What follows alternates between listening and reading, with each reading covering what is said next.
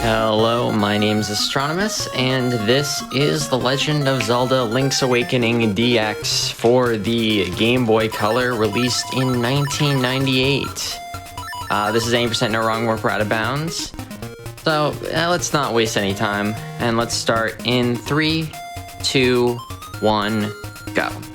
Okay, so first things first, let's explain the category. No wrong warps, no out of bounds. You may wonder why no wrong warps, no out of bounds. Well, first off, you may be familiar with a glitch, one of the most famous Zelda glitches, the doghouse glitch. Yeah, that's wrong warping. That makes it possible to beat the game in like 2 minutes. We're not going to do that. And then secondly is no out of bounds. That's a little bit more complicated. No out of bounds is, well, you can write your PhD thesis on how crazy the out of bounds rule set is, but just to keep it simple and easy to understand, you cannot move more than one tile outside of the accessible area, or else that's just considered out of bounds. So now we move on to get the sword, which for some reason wasn't given to us immediately. They're like, yeah, let's get the shield, but not the sword. Anyways, I do a little damage boost there so I could get the sword a little bit earlier. And now I'm going to be getting 10 rupees. And that is going to be important because we need to get bombs and powder. However, under ordinary circumstances, that is very unlikely. But I'm going to be doing a little trick where I hold out my shield while collecting a rupee. And that'll give me a chance to duplicate the rupee as such. And that will make the rupee grind not as bad. Got a little unlucky here. Octoroks drop rupees 50% of the time, and this grass here drops rupees. It's a 1 in 16. We are getting really unlucky. Is bad luck. Yeah. Okay, 7. What is going on? This is the kind of game that will really know when you're playing it in a marathon setting and do really rude things, right? Oh, it just knows when I'm playing it. This is normal. Anyways, we got our money, and now we're gonna steal because we have no morals in this game. If you've played this game before and you've seen the ending, yeah, no morals. We just steal. Anyways, now we're gonna buy these bombs. Except we're not. We're going to save and quit on the frame after we purchase these bombs. And what's going to happen is that because we save and quit, we prevent the game from ticking down the rupee counter, and that allows us to get the bombs for free, since they give us the bombs the frame that we say yes.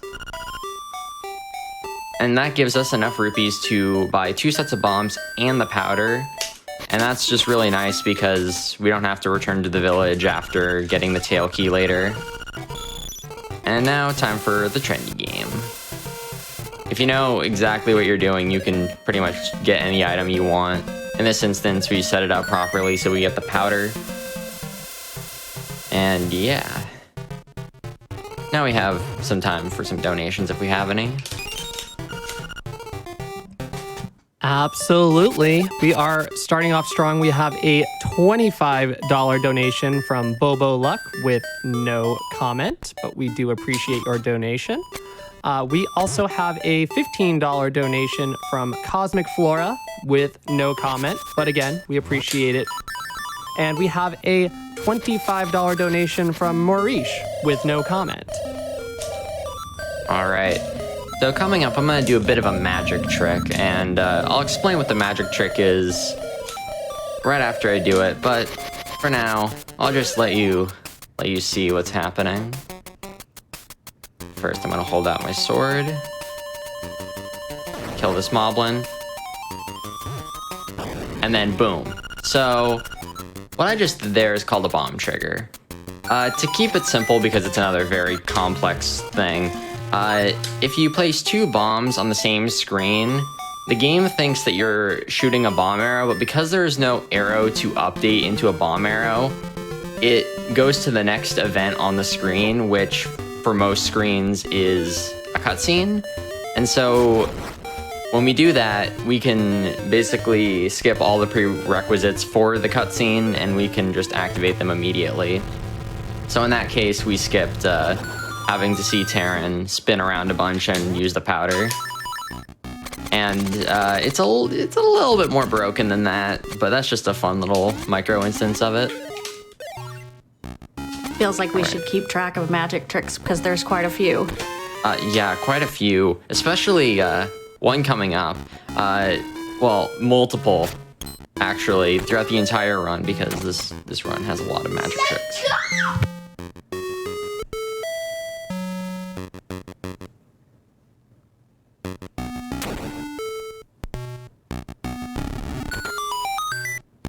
Okay, so we're going to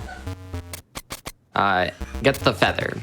The feather is a very broken item in this game because it allows to do the ultimate magic trick.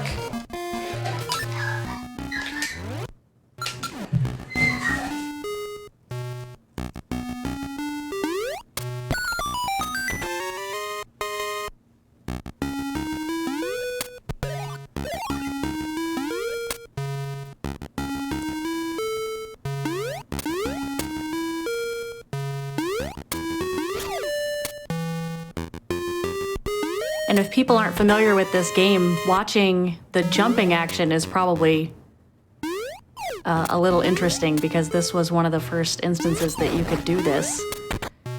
And it kind of looks weird in this format, too.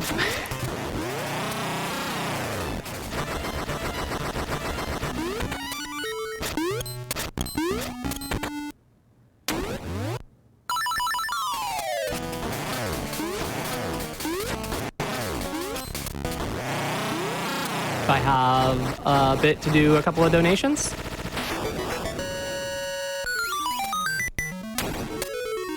Yeah, I think this is a good spot. Sounds great.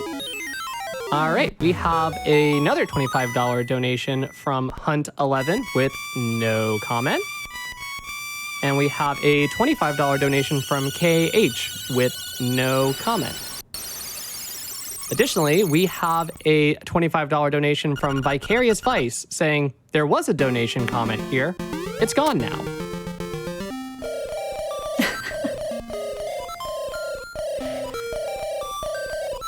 I'm sure we appreciate the I bite the mold worm.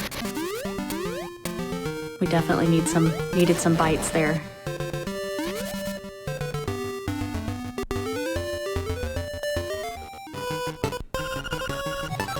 All right, sorry about that. You're doing great. So yeah, that was Dungeon 1. Just to kind of catch up a little bit since we have some time. That was called, I did a bunch of tricks called super jumps. If you are clipped into a wall, 1 to 3 pixels, jump up against the wall, then change your direction in midair, you jump off the ledge from that position, and what that will allow you to do is jump over collision. And that is why we have an out of bounds rule set, because yeah, you can do that on every ledge in the game.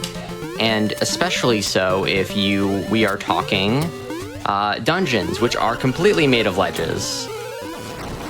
Yeah, and you can go from dungeon to dungeon that way. Anyways, this is the Moblin King. The Moblin King can shoot 2 to 5 arrows every cycle, but you'll mostly see 3 to 4 arrows on each cycle because, well, yeah, that's about average. So this is about an average fight. Nothing too spectacular. You preferably want to get a 2 and 2, but not a big deal. And now here comes the bane of my existence. This is Bow Wow. We may see why soon, but there will also be other instances where Bow Wow can be really mean. Yeah.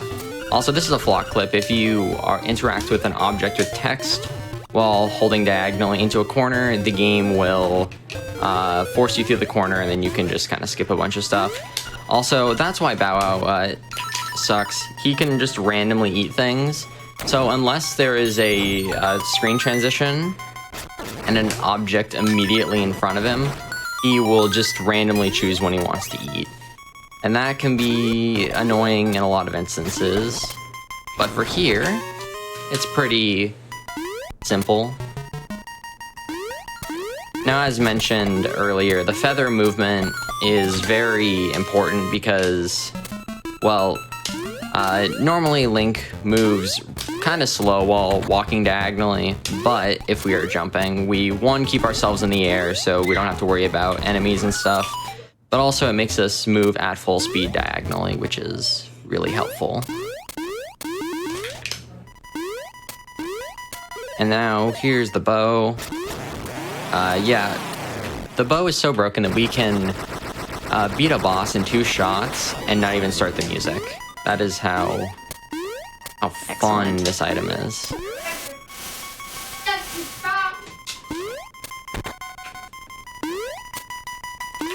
So we're just gonna shoot these ghosts off screen and then get the power bracelet here. And then leave because, yeah, we don't need to stay. We're gonna come back later.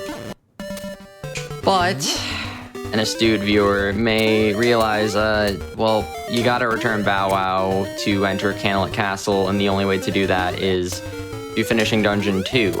However, what's a Candlelit Castle? I've never heard of such a thing. I've only heard of falling into pits and then transitioning into a villa garden, which is what we're gonna be doing. We're gonna be doing a trick called a pit clip, where we are going to pause in the same frame that Link falls into a pit, and what's going to happen is then it's going to force Link down onto the bottommost tile where the pit is, and then we can just transition into the villa garden as so. Like that, nice RNG. It's a 1 in 4 chance that you get it, which is really nice. Second try is pretty good. That's usually what you want in runs. First to second try is pretty good. And then we're going to be using a similar concept here where we're going to line up and then fall. So because we are able to get a little bit further on pits, we can then transition over onto a solid tile, and because we aren't standing in the tile, the game forces us down and onto the next accessible tile, so it is perfectly in bounds. Also, noodle arms, aka as long as you're facing forward, you can unlock a dungeon. We saw that earlier with Dungeon 1. And now, probably one of the hardest dungeons in the game. This is Dungeon 3. Honestly, is really difficult because a lot of really precise tricks, plus I have to keep track of this count called the piece of power count. So you're going to be seeing me kill a bunch of enemies here, and that is because I want to get an item called the piece of power, which will make us move 1.25 times, which is nice. Really nice speed boost, but also it allows us to double our attack power, and that's going to be beneficial because we want that for the boss, which will make the boss fight way faster. Like that. Also, oh. Hello, you didn't die. Okay. That's fine. He's being so rude. Yeah, I don't think I've not killed that owl in a long time. Also, that's the Dongo skip. So super jumps have more applications than just, jumping over stuff. You can also clink off of objects and do a shield bump like I'm gonna do coming up. And that allows you to basically ignore collision and change your direction in midair. So that's called the French press. Found by Vlak, but popularized by French speedrunner Alos. If you don't get the joke, don't worry, it's an inside community joke about how for like a good 2 to 3 years, all the top runners were French and basically innovated beyond all recognition, like some categories completely changed. Anyways, now we're going to be making good use of our piece of power here. You can slash that owl and kill it in one shot, and then time for Slime Eye. So this is frame rule boss. If you don't know what a frame rule is, basically depending on the game checks for certain events. In this game it's every other frame, and so Slime Eye only splits on every other frame, so if you basically go in on a bad frame, you get a really slow fight, and it's annoying. And then, yeah, we killed the boss in 2 hits there as opposed to 4 cycles, which speeds up the fight significantly. Yeah, that was a great one. So is chat keeping track of the skips and magic tricks that we've completed so far? Does anyone have a count? I guess it depends on what you describe as a magic trick. Because I feel like if we want to just constitute it all as one big magic trick, just do that. Though we're also going to be doing another magic trick coming up. So we need the Dungeon 4 key, but we don't have Marin. We have Bow Wow, so we can't get Marin. That's a little rough. We haven't done any of the trading sequence yet. We need the pineapple to spawn Marin, so it's a little rough. But we don't need that. We can just I took damage. Oh no, I'm taking so much damage. Oh, the humanity. I'm just messing up. It's fine. I'll be fine. It's fine. It's fine. I'll be fine. Everything's fine. Yeah, I'll just bonk up against this wall, line up, pre-place the bomb trigger, and boom. So this is Walrus Skip. You can bomb trigger the Walrus. You don't need Marin. However, if you have Bow Wow, if you don't leave the screen, you soft lock the game. Because the game sets Link's movement to be when your partner leaves the screen. However, because we have to leave the screen, the cutscene technically doesn't end. So we have to end it by doing something else. And I died. It's whatever. Luckily, dying makes it so that we can get our buttons back, which is good. And the cutscene ends, and then we can just run back. Yeah, so say we in theory had Bow Wow skip, we wouldn't have to die there at all. And that would just completely make the run so much faster. Plus we wouldn't have to get Bow Wow. Yeah, it'd be great. There is a task method for Bow Wow skip where you despawn one of the flowers in front of Dungeon 2, but it is what's the calculation? It's like over 1 in 1,000 or something like that. Probably even lower odds. Anyways, we just fed some arrows to the sand gods, and they gave us a key. That was but now nice I'm going to be doing something a little risky. Maybe not what anyone was expecting, or maybe exactly what you're expecting. Because we're here, I'm just going to get this arrow since I'm a little low. So I'm in the Armos maze. Armos do 2 hearts of damage. I am at 2 health right now. So I gotta be very careful not to get hit by Armos at all. Very good arrow drop so far. So this is the Armos now. I'm gonna focus a little bit because this fight can be a little tough.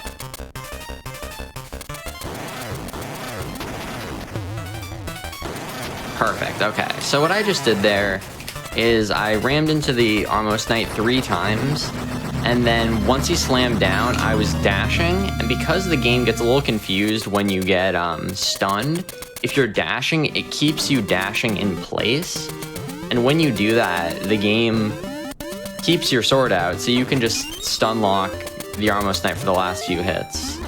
It's really nice. Wow, really nice arrow drops. Bow Wow typically just doesn't eat anything in here, so that's really good. There's also a chance that you can duplicate some arrows here as well. Ooh, 8 arrows is really nice. I preferably want at least 5, so having 8 is really nice. Maybe the game's making up for being rude earlier. Oh yeah, definitely. We might pay for it later, though. I always pay for it.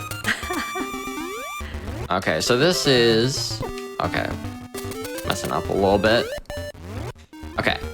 So this is called a Jesus jump. If you pause on the frame before Link drowns, you can jump off the water or get forced down like on a pit.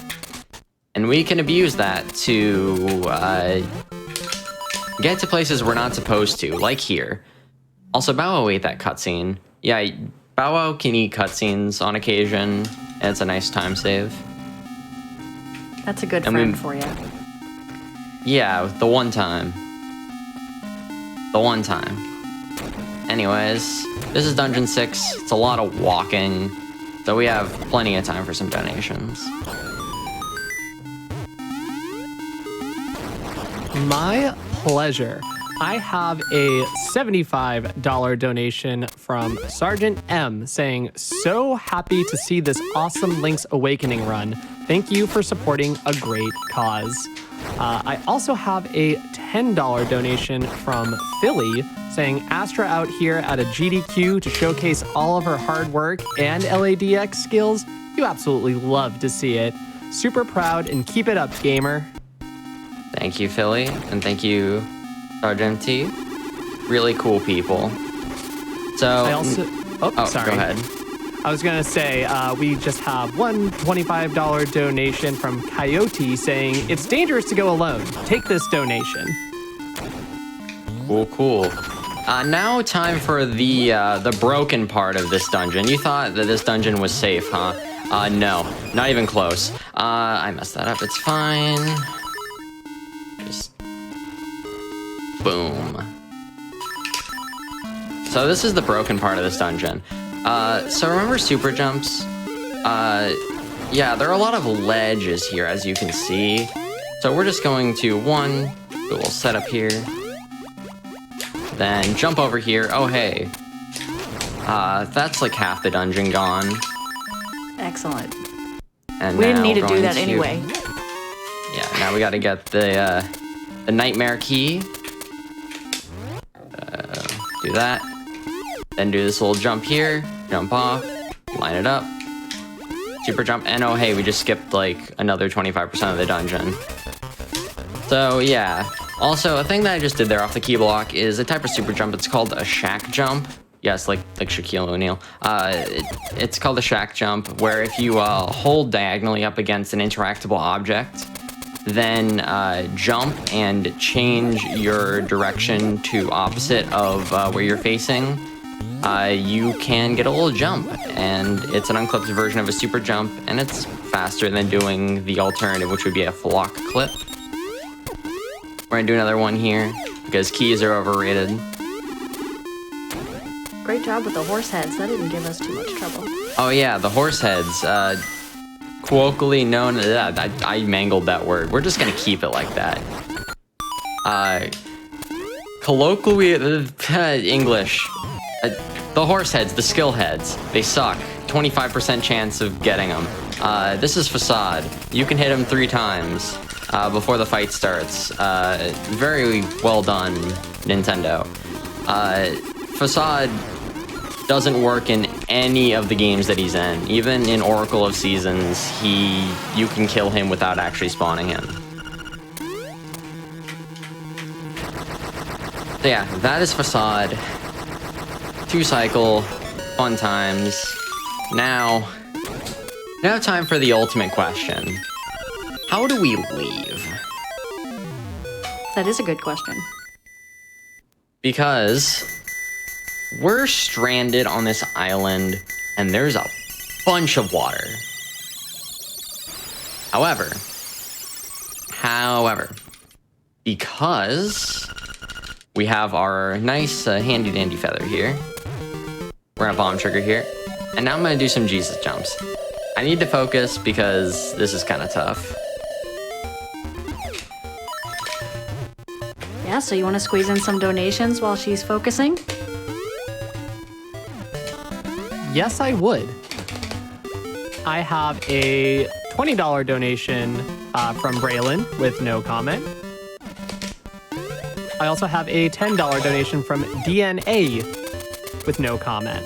Okay, that was really good. Oh, that was actually a really good set of Jesus jumps. Awesome. I attempted to do a skip there where I skip doing one of them, but that's really good. All of those are frame perfect. Getting an extra buffer on one of them loses 2 seconds because the menu fade-in's pretty long in this game. So the fact that I got a really good set is really good. That's probably one of the most nerve-wracking parts of the run because, you know, it gates you from the mid-game, and especially like after you finish Dungeon 6, it's one of those areas where you just kind of know you're on a pace. Also, I am messing up this bonk. Yeah, these are the bonks. If done perfectly, you save 0.2 seconds over the alternative, which is like going through the little forest, but I like doing the bonks because swag. And plus I kind of find it easier than doing the movement. Not that those falls mean anything. It's fine. So because we finished Dungeon 6, you have to see this owl here. I think he's talking about some rooster or whatever and some magic song of life or whatever, but like, I don't know what he's talking about. But we don't care because it's in Japanese because we're not going to read it anyway. Yeah, so I'm playing in Japanese. This is the Japanese 1.0 version. In the original version of the game, you could skip text in all languages. However, in this version, for some reason, they decided, yeah, Japanese is the only one you can press B to skip text in. Literally no reason why they remove that for other languages, but it just makes Japanese even faster. Japanese is like 6 minutes faster than English, so yeah, we play on Japanese. And then 1.0 is the only version that contains super jumps and bomb triggers. So now coming on to one of my favorite dungeons. This is Dungeon 4. Nice and short and sweet. There's some cool little tricks in it that basically turn this, I wouldn't say convoluted, but like, you know, slightly, like kind of long dungeon where you have to meander through all these different passageways and go through these different cross rooms and such. Yeah, first off, we're going to pause a bunch. We're gonna do a Jesus jump here to clip into this block, push the block, so we don't have to use a bomb arrow. We can get this key, and then just do this. We just skip 2 keys because, you know, who needs logic when you can just jump? That's not even a glitch, by the way. That is allowed in glitchless because it's just a directional jump. And this is the tile room with the worst enemies in the game, the Helmosaurs. They move frequently, they change directions frequently, they are not friends, and we will see them later in another dungeon where they can be even more annoying. And then we're gonna get the Nightmare Key. Who needs a tile room when we can do cool strats like this? Boom. So, awesome. It's a combination of what we would do for, you know, the Dongo skip, put together with the easier strat. Normally you'd have to pick up those pots and then do a super jump, but because I did a harder strat, I saved a good bit of time there, and it looks cooler. Oh, I forgot I didn't get the spin slash on him. That's fine. So, we definitely as we have all to do it know, if it looks cooler. So as we all know, fish are weak to explosives, especially high velocity explosives to the face. So it stands to reason that the anglerfish is also weak to high velocity explosives to the face. So that fight can just be done in like no time at all. Well, that makes sense. So yeah, now time for like a minute and a half of donation land. Go wild. Oh, word? Yes. All right, let's do this. I'm so hyped to do that. Okay, I have a $25 donation from Phantom Matt saying, I could go get lunch, but this might be a better investment. Don't be falling in pits now, you hear? Matt. I have. Oh, go ahead. No, go ahead. No, just that's my only comment on that. I have a $5 donation from P. Cole saying, speedrunning do be epic. of which I think all of us here can agree. We have a $25 donation from Anonymous saying, "You got donation. Is this your big chance?" I have a $15 donation from Daniel San with a comment that says, "No comment." Ooh, no comment. So now time for my favorite dungeon. This is Dungeon 5. It is probably the hardest dungeon in the game because of how complex the movement is and how long it is. This dungeon, done optimally, is 4 minutes and 26 seconds. That is longer than the longest dungeon by a long shot. Most dungeons are under 4 minutes. But this one is, yeah. So, one of the reasons is because of just how much small details in movement can just completely change how fast you're going and how much you can react to the RNG given to you. So now we got Master Stalfos. So he's the main gimmick of this dungeon. Basically, in this chest in the next room, it's going to show that, oh, he took the hook shot. So we have to chase him around the dungeon to kill him 4 times so that we can get our hook shot. However, we can just get a key in that room if we overkill him, and that's important for later because we're going to be doing another little magic trick if anyone's been keeping count. Last time I asked, chat said absolutely not going to keep count. Not going to keep count, all right. So yeah, Master Stalfos, we have some pretty standardized strats for him. There's nothing really special. We just pre-place a bomb, hit him, then place a bomb again. Pretty standard. Then we can cheese this room a little bit by poking our sword through here, and the Zol just kind of jumps through. Then place a bomb, throw that, release the spin, boom. Now coming up is one of 2 glitches in this dungeon. This dungeon is actually majority glitchless, which is really cool, I think. So do a little super jump here. That's called a naked super jump. You can do super jumps without items as long as you're facing forward. It's a little bit harder. Also, I should mention, mashing while swimming is faster. Joy. Also that, yeah, you can dash jump that pit. We don't need no hook shot. We can just jump.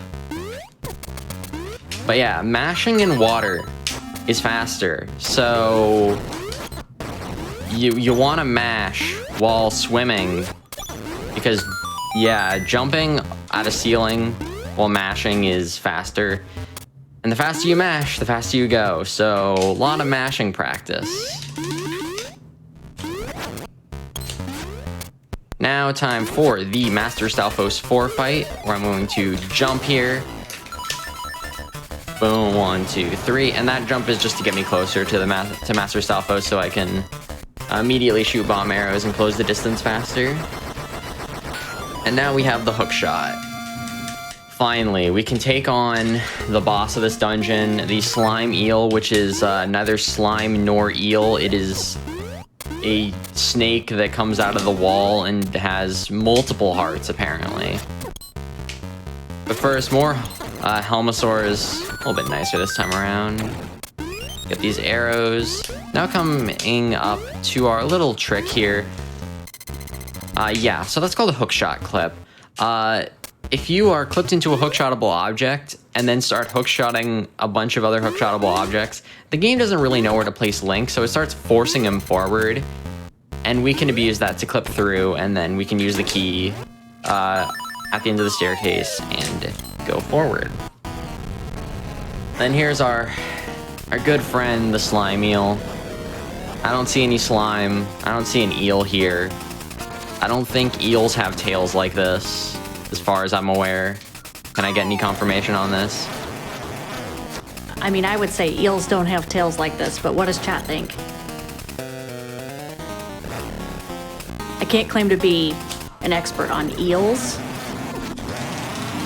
Yeah, I can't either. I don't think eels also open their mouth this way. I could be wrong. Weirdest eel I've ever seen. Yeah. Anyways, we got the wind marimba. I like that name. It's a fun little name, wind marimba. Doesn't Just really fun look to say.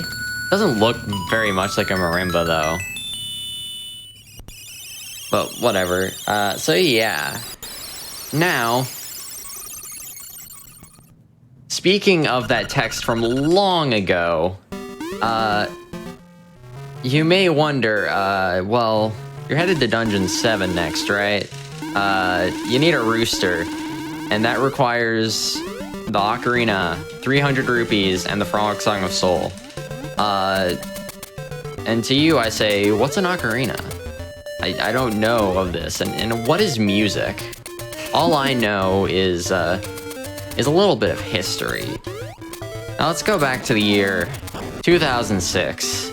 Speed Demos Archive, the birthplace of a lot of speed games. And I got a well-known glitch hunter and speedrunner, Tompa. And he had a brilliant idea. What if, when standing over a pit, we could shoot the hook shot, and then when it comes back, we jump? Well, in that fateful year, our good friend Tompa found that if I am mangling my menu, okay, that if you shoot a hook shot, and on the exact frame, one frame, you heard me, one frame after the hook shot comes back, the game considers Link grounded, and you can jump. Well, it just so happens that that the Bird Key Cave has a large pit that you can use the hook shot on.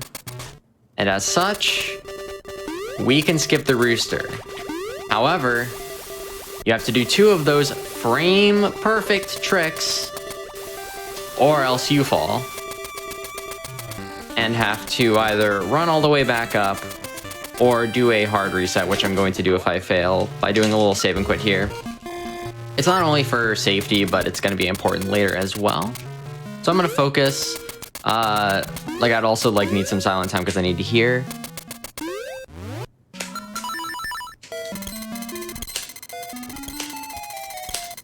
Okay, that's fine.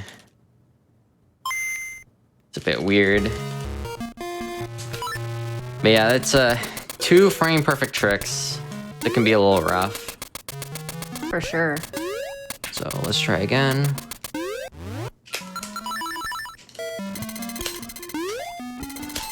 Oh, and I got a bad subpixel. Yeah, sometimes your positioning on a pit can do weird things and make it so you can't do a hook shot. So in that instance, I only had 1 opportunity.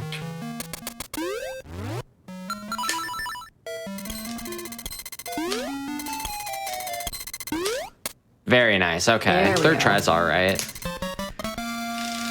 Okay, so now we got the bird key. And you may have noticed Bow Wow is kind of hopping around all over the place there. Yeah, so you know how Bow Wow's made of metal? He can clink your hook shot. So if he wants a hug or whatever, you fall, pretty much, because he hates your guts. And I'm not gonna say I've lost at least a dozen really good runs to Bow Wow on Rooster Skip. I don't want to talk about it. Even, world record pace runs, but it's fine. Anyways, we got these caves. We got some donation time. By all means, read them off. All right, so we have a $100 donation from Spirits with no comment. We also have a $25 donation from a Brad45 with no comment. This one's for you, Astra. It says It's a $5 donation from EDL666 saying, "Go Astra, you got this. Love the event and love this game. All the fatales today were awesome. Incentive goes towards runner's choice. You have the power to put $5 to something. What do we got coming up? Or we got anything close? So we have the choice between good ending and bad ending for the Tails Glitches run, with good ending in the lead by just over $50. Give it to bad ending. I was say that, and we also are $400 away from getting the Knuckles gloves, if that changes your mind. Let's get that bad ending. Let's get that bad ending. Also, yeah, we don't need a metal ball here. Normally we would have to use a metal ball to knock down these pillars, but we have our own demolition tools. Bombs. Yeah, so this is where bomb triggers are most prominent, because you can just do bomb triggers on all these pillars and then completely skip having to do most of the dungeon. So if you remember this dungeon as a kid, or even just casually at all, this dungeon is very convoluted and there's a lot of moving parts to it, but we can just skip basically all of it. Speaking of skipping all of it, here is an amazing trick. This is called Goomba Surf. There's a 1 in 4 chance that this Goomba will move to the right, and I can do a super jump off of it and onto the upper level, and I messed up the super jump. It's fine. It's fine. Please, Goomba. Please. Cooperate, Goomba, please. I know I messed up, but I don't want to. No! Please. Okay, there we go. So, not as bad as it can be. Definitely not 34th try or anything. Definitely not something I have achieved before. Nope. Definitely not Goomba Surf World Record either. We'll leave that. Goomba's in a Zelda game. What are you gonna do? Yeah. Anyways, so here's why that save and quit we did in the Rooster Cave earlier was important. Because, we can screen wrap kill the eagle. For some reason, if you are not on certain screens, the game in 2D sections doesn't consider the bottom bar existent, so if we do a save and quit there to refresh it, we don't have to worry about the bottom bar at all. So we can screen wrap kill the evil eagle with the magic rod, bow, or hookshot. And that skips the need to use a bunch of bombs.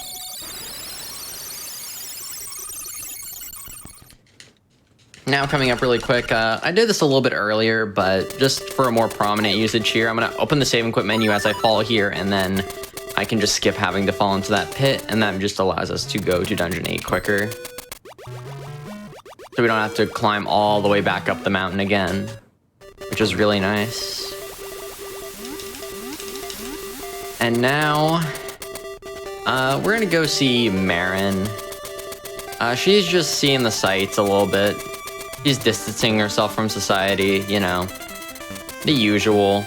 I don't know what she's saying here. I'm not reading Japanese. I was about to say I don't know Japanese, but that's a lie. Anyways, we're just gonna leave her there. She'll be fine. She's not in pain or anything. I'm pretty sure canonically she like actually did that so that she could see Link or whatever. Because I don't think there are any moblins in the mountains, so you know, who knows. Anyways, this is the cabbage mountain. Only goes on for 2 screens, but can be really annoying. Then coming up here, place a bomb. Then hopefully we get good RNG. I got decent RNG. Now, we didn't get the level 2 shield, but who needs the level 2 shield when you can damage boost? Yeah, clipping into the wall is a little buggy. If you are clipped into a wall, you don't take knockback. So you'd basically just damage boost through the flame geyser, and then you never need to get the level 2 shield. I couldn't even remember the level 2 shield because it is that useless. That is the only usage for it in the entire game. So fun times. Now time for Dungeon 8, another really tough dungeon, and also one of my personal favorites because there's just a lot of really cool stuff to do here. There's also a bunch of bombable walls and stuff that if you know where they are, they're really cool. Gonna get this. So coming up, this is called Bookshot. I did this earlier in Dungeon 5, but it has a little bit more prominence here because if you have the hookshot on the B button, then press A and B at the same time, and fall off that ledge, the game will put you in a weird aerial state where you can then clip through the key block and then go into the stairs, and it's really nice.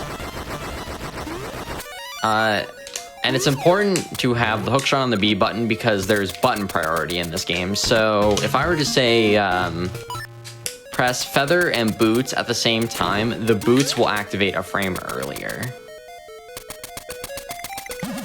So now I'm just gonna be going back here. Gonna do a naked super jump this time. And then, yeah, we can just swim in lava. Well, that's handy. Definitely doesn't hurt at all. I mean, look, Link's looking fine. He doesn't look scorched or anything. I think he's fine. But yeah, anyways, if you do a Jesus jump against a lava tile and then slash your sword to hit your subpixels, the game doesn't really know what liquid you're in, so it just reuses the water and just assumes that, oh, hey, Link's in water, so he can swim. So we can just swim in lava there. That skips using a bomb arrow and such. I should probably get the pickups. I am low on bombs. So this is the Roomba room. As you can see, we got a Roomba. And this sure is a room. Alright, we got the nightmare. We got the nightmare key. And now we're gonna be going to see Hothead after I get some pickups because I looked at my bomb count and I'm like, ooh, that's kind of rough. So we're gonna get some pickups real quick. And then we're gonna fight Hothead. Probably one of the weirdest fights in the game. Technically, like even, from like a development standpoint, Hothead is a little janky because his hitbox and his iframes act kind of weird. So hopefully we get a top spawn here.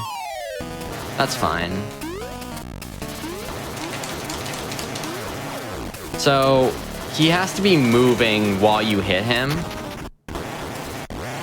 But like he has to be moving for a certain amount of frames, and he also can't be standing in very specific positions, or else he just doesn't take damage. And that can be really weird. Luckily we got like a 2-cycle there, which is good. And then we got the Thunder Drum. So we got all 8 instruments, except for one, because we did not finish Dungeon 2. And conveniently enough, Dungeon 2 is right next to the egg, so we can take a quick pit stop at Dungeon 2 and then finish that off and then go see the egg. So we have some time for some donations.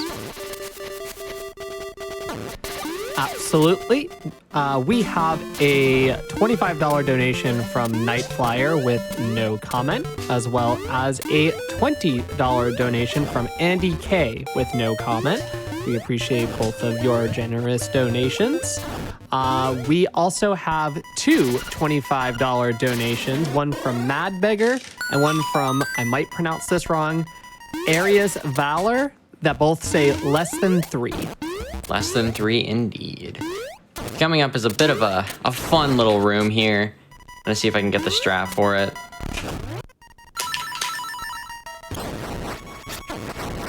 Nice, okay. It's a pretty precise strat there, where you set up the magic rod shot so you can get an optimal kill. And this room can be a little annoying based on the Pole's voice. Speaking of Pole's voice, who thought, like, who thought what was a Pole's voice in 1993? Like, what? The text or whatever? Oh, thank you, Subpixels. I appreciate you. Do a little jump here. And now it's time for the genie. If you've played this game before, you have to basically wade through this long cycle of him throwing magic at you. Then he goes into his bottle, and you gotta throw his bottle at the wall 3 times, and that's a boring and long and one of the longest boss fights in the game, except, yeah, I don't care. I'm just gonna clip into this wall and then instantly break the pot and then light a fire and then he runs into it and then he dies. You know, the standard. Yeah, I did not see that coming. Yeah. Yeah, for some reason, if the pot is in a wall, the game doesn't really know what to do with it, so it just breaks the pot. That's a fun time. So now, we have finally achieved all 8 of the instruments to wake the windfish. And now, we must go to the egg to finish off the game once and for all. So first we gotta talk to this owl because he's like, oh, you gotta get the 8 instruments and you gotta do it here and you gotta play a song and all that jazz, but I don't care. My favorite instrument is explosives. So let's get some silence here for the Ballad of the Windfish.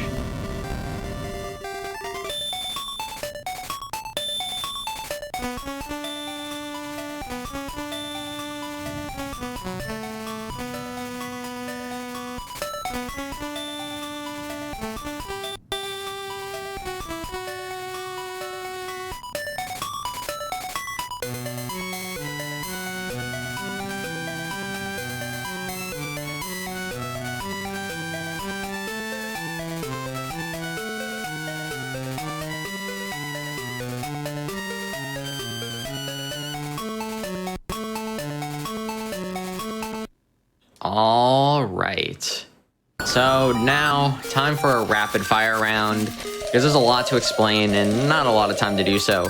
So first things first, the egg path is completely set if you don't read the book, so it'll be left, left, up, right, right, up, left, and then up.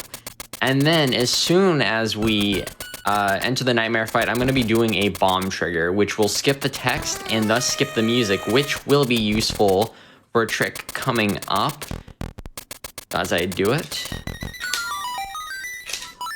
Right here. So pick up this bomb, make it so I don't slash my sword, stand close to this nightmare Zol, stand under it, place the bomb, and then boom, we just killed it with the sword. So that's a manipulation there, and that's going to start up our next manipulation, which is going to be on Aghanim. I'm going to line up. I'm going to stand in very specific positions based on where he goes, and that will decide whether I stand on an even or an odd pixel, and we can get all energy balls that way.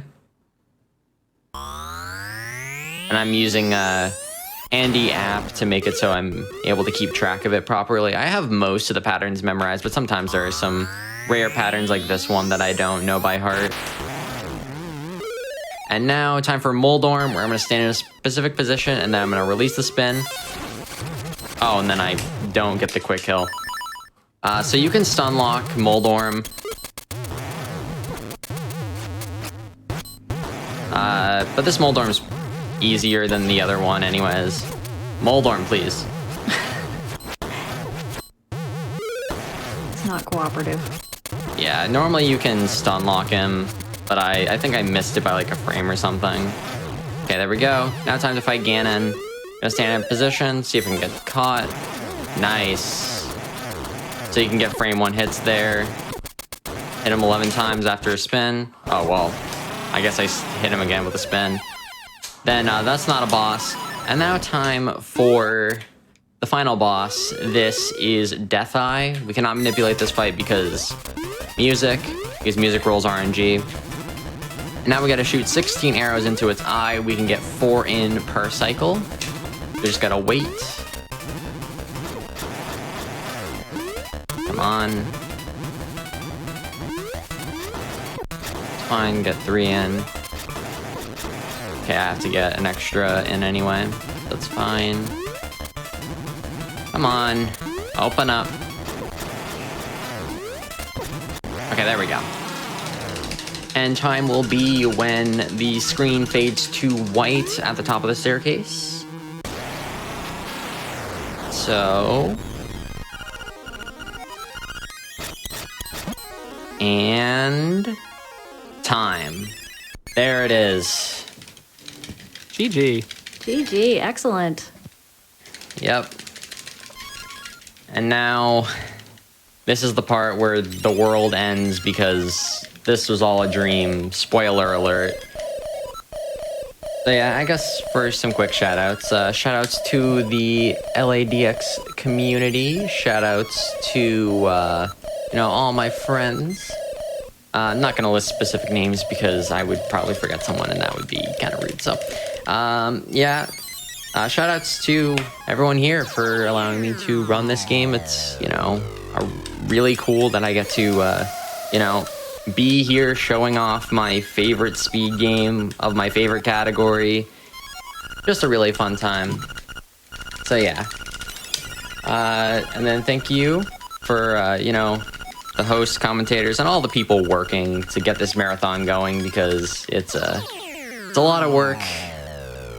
And it's really cool that this happened at all.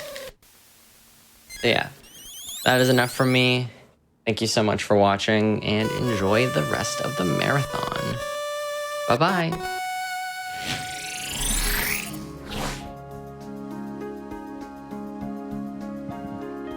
Thank you so much for that run, Astra. There will be a quiz at the end of the night, so I hope everyone was paying attention. Plenty of strats that you're going to have to remember. I am joking for just so that people are aware of that. That is a joke. But I will say that did feel like a very good manual of exactly how to play that category. I felt very informed through the entire thing. So with that, we have a couple of donations towards some of the later game incentives. We have a $150 donation from Anonymous saying, "Get me those Knuckles gloves for Sonic Adventure DX," to which I very much agree. The Knuckles gloves incentive is only $400 away from being met, so let's get those donations in for that particular incentive. Additionally, we have a $77.77 donation from It's Your Girl C saying, "Donation goes to taking the elevator. I dare anyone to donate enough to irreversibly force me to take the stairs later tonight. Much love to everyone involved in Flame Fatales. Been a great first live experience this week." We do have a bid war going on between taking the stairs or the elevator during the Final Fantasy VII Remake run later tonight. Currently, at this particular moment, I see the stairs in the lead. So, fight.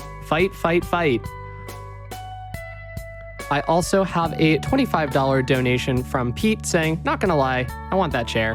$25 to the Blindfolded Dance-Off, which is another incentive that we have going on later tonight. We have a $7,000 milestone, which if met, It's Your Girl C will do the dance-off sequence in Final Fantasy VII Remake Intergrade blindfolded. So you know that you want to see that. Let's get some money towards that as well. And with that, we are going to head on over to our prize segment with Scent. So take it away. Hello, everyone, and welcome back to Flame Fatales 2021. My name is Scent, and as mentioned, I'm here to tell you all about some of the amazing prizes that you can win by donating today. Now, again, as a reminder, you don't have to specifically donate for the prizes. You can put those donations for all of those amazing incentives we just heard about and get entered into a chance to win some great prizes along the way. Let's talk about some of them. There are so many cool ones today. First off, from the Legends of Localization team, we have Legends of Localization Volume 1, The Legend of Zelda. It is a really cool, comprehensive book about the localization and translation of the first Legend of Zelda game. And I know what you're thinking. Oh, come on, Sen. I mean, it's, a pretty simple hack and slash adventure game. How much localization really could be involved with that? A lot. everything from the typeface of the game to the sprite work in the game, depicting things like crosses that Nintendo of America was very against back in the late 80s, to, little things like some of the sound files needing to be changed to sound a little bit more palatable to, what Nintendo thought a Western ear wanted to hear. There's so much amazing information in this book. It's only a $5 minimum donation for your chance to be entered to win one. Make sure to get those donations in at any point today. Now, also from Wolf Shadow, we have a lovely set of Sonic patches. They come as a set of 3. You've got a Sonic head, a Tails head, and a Knuckles head, so you can rep your favorite member of the original Sonic crew. They are absolutely adorable. They're cool iron-on patches. You can iron them onto your favorite jacket. Thank you so much to Wolf Shadow for sending those out to us. Again, $5 minimum donation. Now, for a $10 minimum donation, we have a lovely little Final Fantasy Plus set here sent to us by House of Pocket Taku, and I have taken the liberty of ordering them from best to worst, just as a fun little exercise. So, of course, in top tier, we have Aerith, or Aerith if you'd like to be wrong, definitely top tier. Best character. So then up, we have the best boy here. We've got Barrett. His hand is a machine gun. That's really cool. I mean, I'm just saying. Best boy, Barrett. We've got second best boy, Red 13, because, I mean, come on. It's Red 13. Everyone loves Red 13. How could you not love Red 13? And finally, in last place, we have, the protagonist of the series, the character I'm sure you all were expecting to see at the top of this list. I mean, come on. I'm wearing the shirt right now. How could I not mention Sans Undertale? The best Final Fantasy character. And the worst Final Fantasy character. It's Sans Undertale. Thank you so much to House of Pocket Taku for sending these out to us. $10 minimum donation, and you get the whole set of 4 adorable ones. If you're curious what they are kind of like little beanbag felt-wrapped creations. They're absolutely adorable. They're modeled all the way around. Love them so much. Thank you so much for sending them out to us. And from Kinda Nerdy Housewife, we have a set of Final Fantasy 1 Perlers. And you know what? I thought I'd do the same thing. I'm just all about the tier lists today. Today is my tier list today. So, of course, we have White Mage. Everyone needs a White Mage. Everyone loves a White Mage. And come on, they've got the coolest looking spells. How can you not like White Mage? We've also, of course, got Red Mage. Red Mage, just a great job all around. It's got a sword. How could you not like it? Swords are cool. Magics are cool. I like the hat. I want your hat, Red Mage. Red Mage. Then, of course, the iconic Black Mage. Like, come on. You can't have a party without a dedicated spellcaster. There's no better spellcaster than the Black Mage. Summoners? Nah, we don't need summoners. We got the Black Mage. Next up, I'm gonna have to go with the Thief. I mean, at this point, you really should be a ninja thief. That's all I'm saying. We're gonna have to put you down here below the mages. That's just life. Great perler, but unfortunately, that's just the truth. Then, of course, we're going to have the Monk. I realize after I've picked these up that I've picked them up in the wrong order. Don't worry about that too much, because much like Order, I don't understand the Monk, and that is why I have put it at the bottom of this list. But I have put it above the Fighter, who doesn't even appear in this game. I mean, how can you rate the Fighter not even a character? I didn't say this was an FF1 tier list, by the way. So have fun arguing about that in the comments below. You get the full set of 6 Perlers. You get Fighter, Thief, Monk, White Mage, Black Mage, and Red Mage.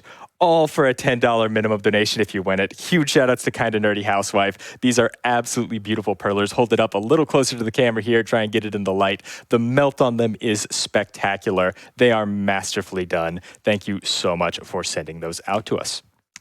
Now, speaking of masterfully done, from longtime supporter of this event, Vats of Goop, we have this beautiful Metroid Dread holographic print. You can see it shimmering in the light here. That is the holographic finish on the print. The print itself is Samus walking down a hallway while the mysterious machines that we still don't really know a lot about from Metroid Dread are stalking her from the corridors above. I'm super hyped for this game. I love this poster. I don't know how Vats of Goop has already captured the atmosphere of a game that hasn't released, but every event, they hit me up on Discord and they're like, Sent, I've been working on a drawing. I don't know if you're going to like it, but I'm just, maybe we could put it in the next event. And every time I'm like, wow, that's incredible. Yes, we'd love it as a prize. Seriously, $15 minimum donation. Take a look at it. It's absolutely incredible. And it's a little bit hard to see due to the lighting, but there's actually the GDQ logo emblazoned right here above the robot. You can probably see that a little better if you head over to gamesdonequick.com and check out a picture of it on the tracker. Now, going from one beautiful print to another, we have this absolutely beautiful Sonic Adventure Battle 2 print from Mecha Momo. Huge shout outs to Mecha Momo for sending it out. It's a $20 minimum donation at any point today. I love the spirit of the characters that Momo has captured here. Even if you know absolutely nothing about Sonic Adventure Battle 2, you can tell what's going on here. You see the rivalries. You see Sonic versus Shadow. You see Tails versus Eggman. You see Knuckles and Rouge at the top, kind of above it all. They're just here to protect the Master Emerald and to get their treasure. It's great. I love the style. It pops so much. $20 minimum donation today. Thank you so much to Mecha Momo for sending that out to us. And from Flame Fatale's runner Elijah, we have this absolutely adorable Cat Quest cross stitch. Elijah actually ran Cat Quest a little bit earlier in the marathon. If you are a fan of cats, if you are a fan of quests, if you are a fan of Cat Quest, first off, make sure to go watch that run because it was great. Second off, make sure to donate $20 today to get this beautiful handmade cross stitch of the main character of Cat Quest going on a cat quest. I just like saying the word cat quest. I'm not going to lie. It's really fun. Thank you so much, Elijah. This is absolutely beautiful. Again, this is a cross stitch. I know it's a little hard to tell from this distance, but this is, hundreds of individual stitches in this frame.